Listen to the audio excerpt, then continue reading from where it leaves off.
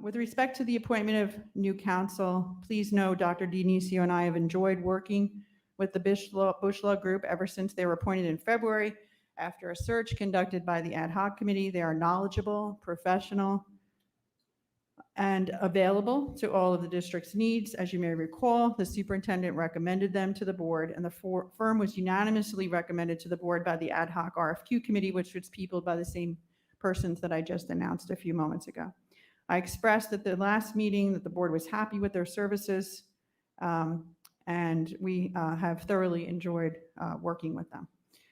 There seems to be an unusual amount of interest in the Bush Law Group's resignation by a reporter. Typically, it's not my style to give radio time to one reporter, especially one who does not do her homework.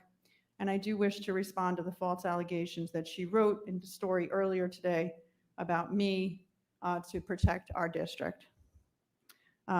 First, the board did not hire any individual lawyer at the Bush Law Group. We hired the Bush Law firm. We did not hire Adam Weiss, as the report falsely reports.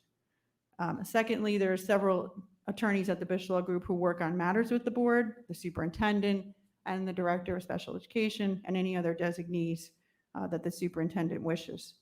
In addition, this is not the only law firm that works for the district. We have other law firms that work on various matters for the district. The reporter falsely reported that there's a 65-page legal bill for $55,000. This is false, Mrs. Stoltz. There was a 22-page invoice for the month of February in the amount of $12,000.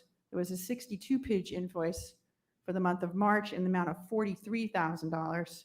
Ms. Stoltz, please investigate and do your job before you report on the district and you harm our students and our staff, faculty, and staff with your false reporting. It's against the journalist's code of ethics to write a story without consulting with the people that are going to be quoted or even referred to in the article. Mrs. Stoltz did not contact me before she reported on today's story. Fourth, the reporter reports falsely that I was questioned over 33 hours of time spent on the phone with Mr. Weiss.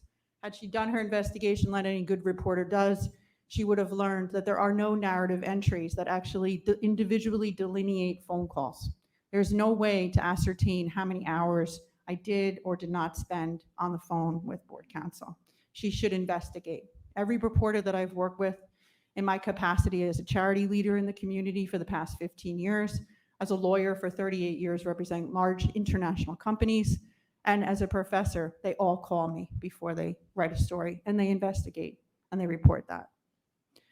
Fourth, the April bill, which just came out, I want to report out on that. The board was advised by me with respect to my review of the bill. The biggest line item on that bill is for Oprah requests. Last month I reported the second largest item was for Oprah requests. This is for April, it's the largest line item. It was $8,629.30, with $3,721 of that figure, or 43%, attributable to one member of the public's Oprah requests.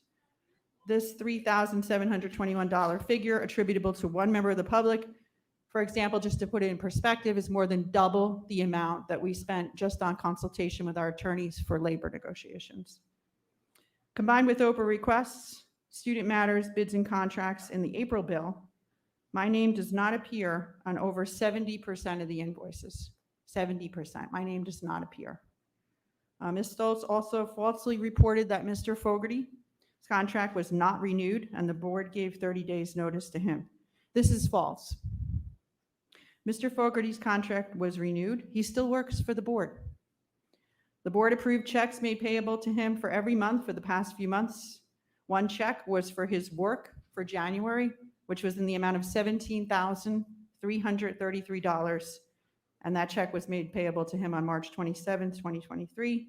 He also received a check from the previous board's work on December 22nd, 2022, in the amount of $25,000, and another check was made payable to him for $3,369 on April 24th. Ms. Stoltz, you do have an independent duty to investigate the facts. I invite you to do that. Maybe you should call me before you write a story. Ms. Stoltz also reported falsely that Mr. Fogarty filed an ethics complaint against my law license. This is false. Ms. Stoltz also falsely reported that construction was not part of the firm's billing. Construction and public bidding is part of the law firm's billing. She wrote a false article. For the last 2 months, the district was billed $2,142 by the law firm for bids and contracts and $4,437 for other bids and contract works. Where are all your questions, Ms. Stoltz, about students, programming, construction projects, special education initiatives? Do you know that the board voted unanimously at the last board meeting to improve the entire agenda? Let's go back to the resignation letter that we received on May 12th, 2023. I'm going to make a motion right now to release that letter to the public, and I need a second for my motion. So moved. Ms. Demetrio? Mr. Bogdansky? Yes. I'm sorry, let me just restate the motion, actually. I have copies of my motion that I want to hand out. My motion is to, quote, waive the attorney-client privilege for one time only with respect to a letter received by Dr. Dionisio and Judy Sullivan on May 12, 2023 from the Bush Law Group concerning their resignation.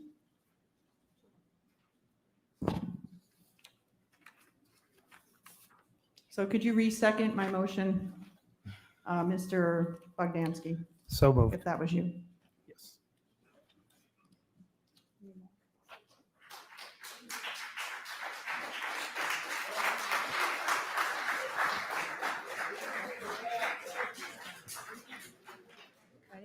Ms. Mr. Bogdansky, Yes. Mr. DeLate, Yes. Ms. Amalo, Yes. Ms. King, Yes. Ms. Colacortis, Yes. Dr. Lorenz, Yes. Ms. Mariani, Yes. Ms. Sanch, Yes. Ms. Sullivan. Yes, and I have copies. If you'd like to come to the podium, feel free.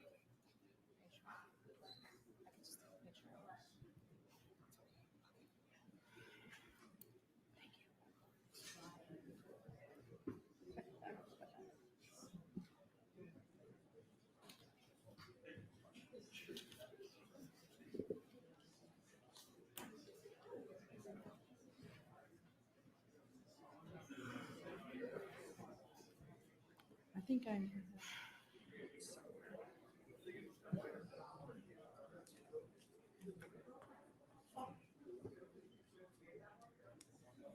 So I want to read to the audience for one paragraph in the resignation letter, which says, quote, in just a few short months, we have witnessed what appears to be a marked degradation in the level of civility, trust, and respect that board members have shown one another. While our legal advice is designed to be used to protect the board and provide it with every advantage possible as it navigates a variety of complex issues, we have witnessed board members weaponizing our legal advice in attacks against each other. These types of circumstances make it particularly difficult to guide organizational clients like the board. In my opinion, this is me talking now, Judy Sullivan, when the firm was attacked by this reporter on their competencies and on their billing, that's weaponizing their advice to get me and the new board members that were elected this year to somehow kowtow or worry about articles. Let me make this clear, Mrs. Stoltz. I am not worried about your journalistic qualities and your reports. I will be here after you write these stories, through these stories.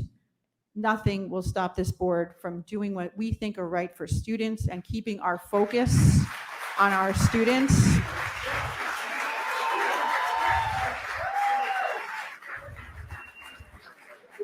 My faculty in our labor negotiations this year, our staff, and most importantly, my administration and students. Your attempt to use a vendor, Ms. Stoltz, a law firm, to purposely denigrate me and my competencies will do nothing to help our students, faculty, and staff. Attacking me is over legal bills is a fool's way of going into battle. Like I said in January, vendors, we will get another lawyer. That's not a problem. We will. And I'm sure that they'll be just as good as what the Bush group gave. It is disruptive to get a new lawyer. I'm a lawyer myself. It's going to take time. It'll be distracting, but we will get a new lawyer. And that's, maybe you should choose something else to focus your articles on.